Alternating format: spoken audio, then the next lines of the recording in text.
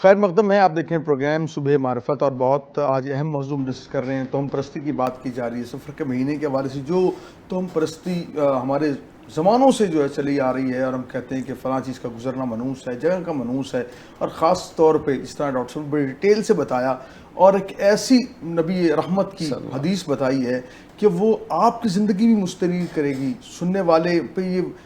فرض ہے کہ وہ اپنے اولادوں کو بھی اس کو یاد کروائیں کہ جو ہاتھ دیکھنے والے ہیں، پامسٹ ہیں، جو ستارہ دیکھتے ہیں، جو آپ کو بتاتے ہیں آج کا دن آپ کا کیسا رہے گا، تو قرآن سے بڑھ کے کوئی ایسی چیز نہیں ہے جو بتائے کہ آپ کی زندگی کیسی رہے گی۔ تو آپ قرآن سے جب رابطہ جوڑیں گے، صاحب قرآن سے جڑ جائیں گے، پھر آپ کا توکل جو ہے وہ معراج پہ چلا جائے گا۔ تو تفصیلی بات ہو رہی ہے، لیکن ساتھ ساتھ ہم آج مہینے کے حوالے سے ایک کال یہ بھی ہے کہ سیدہ اما زہرا پاک سلام اللہ علیہا، آپ کی شادی جو ہے وہ سفر میں ہوئی ہے۔ میں اپنے جو مہمان عبداللہ ثاقب صاحب پہلے ان کی طرف جاؤں گا اور پوچھوں گا اس کال کی جو ایک کال اس میں آتا ہے کیا صداقت ہے، کیا کہتے ہیں؟ جی بالکل، یہ ایک قول ہمیں ملتا ہے کہ رسول رحمت صلی اللہ تعالیٰ علیہ وسلم نے اپنی صاحبزادی حضرت بی بی سیدہ پاک کا نکاح حضرت مولا کائنات علی المرتضیٰ شیر خدا کرم اللہ تعالیٰ وجہ الکریم سے اسی ماہ مبارک یعنی صفر المظفر میں فرمایا ہے۔ ٹھیک ہے۔ اسی طرح رسول رحمت صلی اللہ تعالیٰ علیہ وسلم نے خود بھی ہماری ماں، مومنوں کی ماں حضرت سیدہ صفیہ رضی اللہ تعالیٰ عنہا سے نکاح جو ہے وہ بھی ماہ صفر میں فرمایا ہے۔ تو جب رسول رحمت صلی اللہ علیہ وسلم نے خود نکاح فرما لیا اپنی بیٹی کا، اور بیٹی بھی وہ جو عزیز از جان جسے رسول رحمت صلی اللہ علیہ وسلم نے اپنے جگر مبارک کا ٹکڑا قرار دیا، ان کا نکاح اس مہینے میں کر کے اپنے عمل کے ذریعے ان تمام توہمات کی نفی فرما دی کہ ماہ سفر میں شاید کوئی شادی کرنا جو ہے یہ کوئی بڑا منحوس ہے اور زندگی آگے نہیں چل سکتی۔ میں نے جیسے پہلے عرض کیا تھا عارف بھائی، ہم اپنی خامیوں کو دنوں پہ مہینوں پہ ڈال کے نکلنے کی کوشش کرتے ہیں۔ اگر آپ نے اپنی بیٹی کی تربیت اچھی کی ہوگی اور آپ نے اللہ رب العزت کی اور رسول رحمت صلی اللہ تعالیٰ علیہ وسلم کی حدود و قیود صاحبزادی کو بیٹی کو سکھائی ہوں گی تو اس بیٹی کی زندگی یقیناً خوشگوار زندگی ہوگی۔ اور جب آپ نے تربیت میں کمی چھوڑی ہے اور جب آپ نے اپنی بیٹی کو ہر بات پہ جھگڑنا اور ٹوکنا سکھایا ہے تو پھر آپ ربیع الاول شریف میں نکاح کر دیں، آپ کسی اور بڑے مبارک دن اور مبارک مہینے میں نکاح کر دیں، رزلٹ وہی آنا ہے۔ تو رزلٹ جو ہے نا وہ آپ کے اپنے اعمال کی، وما اصابکم من مصیبت فبما کسبت ایدیکم، قرآن کہتا ہے اکثر مصیبتیں جو تم پر آتی ہیں نا وہ تمہارے اپنے ہاتھوں کی کمائی ہوتی ہیں۔ سو اس لیے اس ماہ مبارک میں یہ دو مبارک شادیاں میں نے بطور مثال عرض کر دی، ایک تو آپ نے سوال کیا، دوسرا میں نے کہ رسول رحمت صلی اللہ علیہ وسلم نے خود نکاح فرما کے اور اپنی پیاری بیٹی کا نکاح کر کے اس عقیدے کی اور اس کی نفی کر دی کہ اس مہینے میں شاید شادی نہیں کی جا سکتی، یا شادی کی جائے تو چل نہیں سکتی۔ شادی کی بھی جا سکتی ہے، شادی چلتی بھی ہے، اور شادی جو ہے وہ بڑی کامیاب بھی ہوتی ہے۔ یعنی بی بی بتول اور حضرت مولا علی کی شادی، اس کو کیسے آپ کہہ سکتے ہیں کہ یہ کامیاب نہیں ہے؟ اور حضرت بی بی پاک حضرت صفیہ سیدہ صفیہ رضی اللہ تعالیٰ عنہ سے جو رسول اکرم صلی اللہ علیہ وسلم کا نکاح ہوا، ایک موقع پہ حضرت بی بی عائشہ ہماری ماں اور حضرت بی بی حفصہ ہماری ماں نے آپ کو کسی بات پہ ٹونٹ کیا کہ آپ تو ایک یہودی کی بیٹی ہیں۔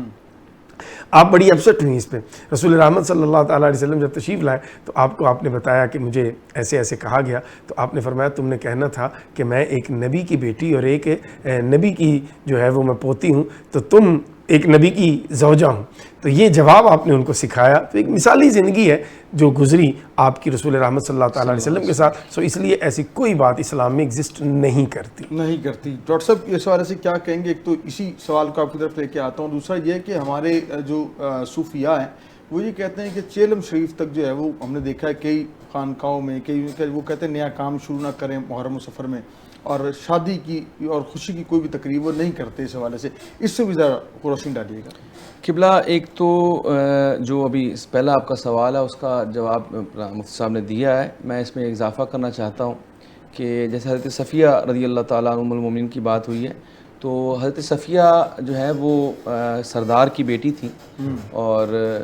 اگر سفر کا مہینہ منحوس ہوتا تو کبھی خیبر فتح نہ ہوتا۔ ٹھیک ہے، 7 سفر کو حضرت مولا علی شیر خدا رضی اللہ تعالیٰ عنہ نے خیبر کو فتح فرمایا، اور خیبر کو فتح ہونے کے بعد ہی بطور لونڈی حضرت صفیہ رضی اللہ تعالیٰ عنہ آقا علیہ الصلوۃ والسلام کے دامن کرم میں آئی ہیں۔ تو اٹ مینس کہ یہ سارا معاملہ شادی کا بھی اور اس جنگ کی فتح بھی جو ہے وہ ہمیں سفر میں ملی ہے۔ اور میں تیسرا اضافہ کرنا چاہتا ہوں کہ حضرت خدیجہ الکبریٰ رضی اللہ تعالی عنہا جس سے آقا علیہ الصلوۃ والسلام کی ساری اولاد پاک ہے، چاروں صاحبزادیاں اور 2 صاحبزادیاں، 1 صاحبزادہ، ایک سوائے حضرت ابراہیم جو حضرت ماریہ قبطیہ رضی اللہ تعالیٰ عنہ کے وطن سے ہیں، بقایا ساری اولاد حضرت خدیجہ الکبریٰ رضی اللہ تعالیٰ عنہ سے ہے حضور کی، اور ان کی شادی بھی آقا علیہ الصلوۃ والسلام کے ساتھ صفر کے مہینے میں ہوئی تھی۔ صحیح، ٹھیک ہے، اور اس کے علاوہ مدائن فتح ہوا ہے صفر کے مہینے میں۔ اب آپ نے جو دوسرا سوال کیا، دیکھیے اہل عرب جو ہیں وہ جیسے عیسائی جو ہیں وہ جیسے جنوری کا مہینہ شروع ہوتا ہے، نئے سال کا آغاز ہوتا ہے، وہ خوشی مناتے ہیں، اس طرح اہل عرب والے جو ہیں وہ محرم میں شادیاں کرتے ہیں اور محرم کے اندر ہی وہ ساری سیلیبریشنز کرتے ہیں، کیونکہ ہمارے ہاں سب کانٹیننٹ کے اندر اور ایران اور عراق کے اندر ذرا ایک خاص تناظر کے اندر یہ معاملہ نہیں ہوتا، تو ہمیں احتیاط کرنی چاہیے صرف 10 محرم تک، تاکہ وہ کیونکہ ہم ذرا ایک ضد نہ بنائیں یا کسی مسلک کے لیے چھیڑ نہ بنا لیں، کیونکہ اب ہمارے ہاں ایک رواج پڑ چکا ہے، لہٰذا اس کا احترام کرنا چاہیے، لیکن 10 محرم کے بعد محرم میں شادی کریں، سفر میں شادی کریں، اس طرح کی کوئی ممانعت جو ہے ویسے ایک وہ میں احترام نہ بھی کچھ کیا جائے تو کوئی ایسا نہیں کہ محرم میں، لیکن وہ یہ ہے کہ منحوس سمجھ کے نہ، احتراماً اگر اہل بیت اطہار کی محبت میں احترام، پھر کوئی حرج نہیں۔ اہل بیت کی محبت میں بتایا نا کہ 9-10 تک تو قطعاً جو ہے نا اس یعنی اب اجمی معاشرے کے اندر چونکہ اب ایک رواج پڑ چکا ہے تو ہمیں احتیاط کرنی چاہیے۔ کچھ ہمارے ہیں اسکالرس جنہوں نے ایسی کی ہے کہ 10 محرم کو ہی میں نے شادی کرنی ہے، نکاح کرنا، کچھ ایسے واقعات ہمیں ملتے ہیں، تو اس سے ظاہر تکلیف ہوتی ہے، وہ ایک چیز ماحول بن جو گیا ہے، تو ذرا ہمیں اس سے احتیاط کرنی چاہیے، ورنہ شرعی طور پہ کوئی قباحت نہیں، وہ لیکن وہ بات احترام بات احترام اچھا ڈاکٹر صاحب، ایک آپ نے بات کی اس تاریخ پہ، یہ تاریخ بھی منحوس ہے، 13 نمبر آپ نے شیٹ کی بات کی ہوتی نہیں ہے۔ میرے ایک دوست ہیں، وہ ایک مجھے انہوں نے بتایا کہ بزرگ کے پاس گئے اور وہ صحیح زیادہ تھے، انہوں نے کہا بھائی فلاں تاریخوں پہ نا تم کو ڈیل نہ کیا کرو، ورنہ تمہیں نقصان ہوگا جب بھی کرو گے، احتیاط کر لیا کرو، ان سے پہلے کر لیا کرو۔ وہ بزرگ پردہ کر گئے، لیکن وہ جب بھی ان ڈیٹس پہ اگر اس نے ڈیل کی ہے تو اسے نقصان ہی ہوا ہے۔ یہ اس حوالے سے کیا کہتے ہیں آپ؟ قبلہ آپ نے آج ماڈرن دور میں آپ نے دیکھا کہ جو ریز ہوتی ہیں، ہم نے پڑھا الفا بیٹا گیما ریز ہوتی ہیں، ایکس ریز ہوتی ہیں، یہ جو بد نظری ہے نا، یا یہ حسد ہے، یہ جو جادو ہے، یہ جو آسیب ہے، یہ بھی ریز کی طرح ہے، اور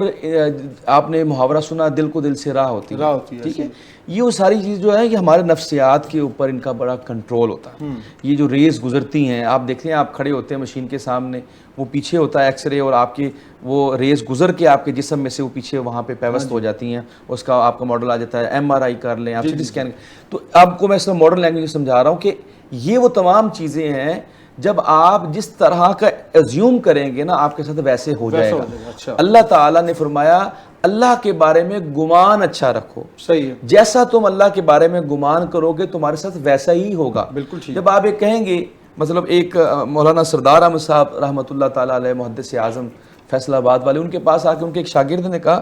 کہ جی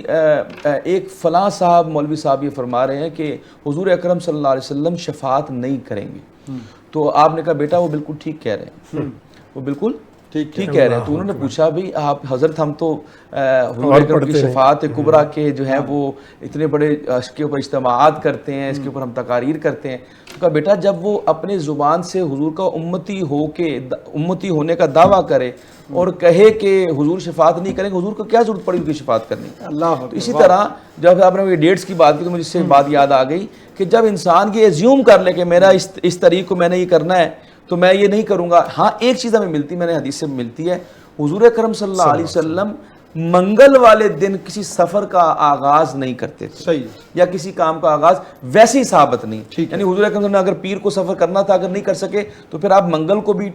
کر کے آپ بدھ والے دن سفر کرتے تھے، یہ ایک ویسے بات ہے۔ اچھا، جمعے والے دن سفر سے اس لیے منع کیا جاتا ہے کہ ظاہر ہے آپ اپنے گھر میں ہوں گے تو آپ جمعے کی نماز اہتمام کے ساتھ کر لیں گے، سفر سے اس طرح گریز کریں تاکہ آپ کو جمعہ قضا نہ ہو، ورنہ کسی قسم کی کوئی، جیسے میں نے جب ہم نے ایک بات کو سمجھ لیا، جب حضور نے فرمایا نا ولا ہامہ، کوئی چیز منحوس نہیں ہے، تو نہ کوئی گھڑی منحوس ہے، نہ کوئی دن منحوس ہے، نہ کوئی جسم منحوس ہے، نہ کوئی جاندار زیرو، کوئی چیز منحوس نہیں ہے۔ اس پر نا ایک یہ ریسرچ میں نے پڑھی، ایک انگریز کی ڈاکٹر صاحب، جی وہ کہتا ہے کہ ہم نے ایک بندے کو یہ بتایا کہ آپ سے ہم نے خون نکالنا ہے، اچھا، تو آپ کو کمزوری ہو جائے گی، ٹھیک ہے، تو آپ نے گھبرانا نہیں. اچھا یہ ہم نے اس کو ذہن میں بٹھا دی بات. ہے. اس کے بعد کہتے ہیں ہم نے نیڈل لگائی ہے، وہ نیڈل کے ساتھ جو 2-4 ڈراپس نکلیں، ادروائز خون نہیں ہم نے نکالا. صحیح ہے. ہم نے 5 منٹ بعد جب وہ نیڈل نکالی ہے بندہ بے ہوش ہو گیا. جی اس کا مائنڈ سیٹ بن گیا. ہاں جی، نفسیات یہ پر جو بڑا ابھی اثر کہہ رہے ہیں ڈاکٹر صاحب کہ آپ نے جب ایک ذہن بنا لیا نہیں جی وہ بابا جی کہہ گئے نے تو پھر اون جی ہونا.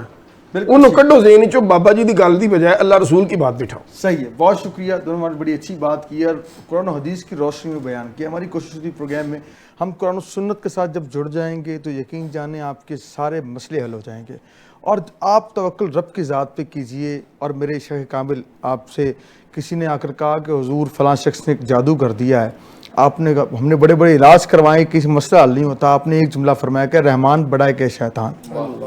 تو آپ نے کہا رحمان، اس نے کہا جی رحمان بڑا ہے. آپ نے کہا اگر رحمان بڑا ہے تو بس پھر رحمان پہ توکل کرو، انشاءاللہ اللہ خیر کر دے گا. اور اس کے مسئلے حل ہو گئے. تو ہمیں رحمان پہ توکل کرنا ہے اور پھر رحمان پہ توکل کریں گے تو پھر سرکار کی ذات والا سے محبت کرنے والے کے معاملے ویسے حل ہو جائیں گے. اور جی جی چاہتا ہوں کہ جیسے ہم نے پوری جو اس کا جو آپ سب نے خلاصہ ہے جی وہ یہ ہے کہ اگر آپ کو یہ معلوم ہو آپ کے اوپر کسی نے جادو کر دیا ہے، کوئی بد نظری ہو گئی ہے یا کوئی سایہ وغیرہ کا معاملہ، یہ سارے معاملات جو ہوتے ہیں تو اس میں جو سب سے بڑا حل یہ ہے کہ آپ رجوع اللہ کریں. آپ فوری طور پہ اپنی جو اللہ تعالیٰ کی فرامین ہے، نماز وغیرہ، اس کے آپ پابند ہو جائیں آٹومیٹکلی. وَأُفَوِّضُ أَمْرِي إِلَى اللَّهِ إِنَّ اللَّهَ بَصِيرٌ بِالْعِبَادِ. بہت خوبصورت بات کی علامہ صاحب نے. اور یہ میں چاہتا ہوں اسی سے جو ہے ہم اپنے پروگرام کا اختتام کرتے ہیں اور آپ بس جاتے جاتے یہی کہیں کہ اپنے والدین کا خیال کیجیے، ان کا ادب کیجیے اور آپ کے آدھے مسئلے آدھے سے زیادہ اسی معاملے میں حل ہو جائیں کہ والدین کا آپ ادب کریں گے. اللہ کریم ہماری آخرت بھی اچھے کرے اور دنیا بھی نبی رحمت کے صدقے سے ہماری اچھی کرے. انشاءاللہ ملاقات ہوگی اگلے پروگرام میں. یار زندہ صحبت باقی. اللہ نگہبان.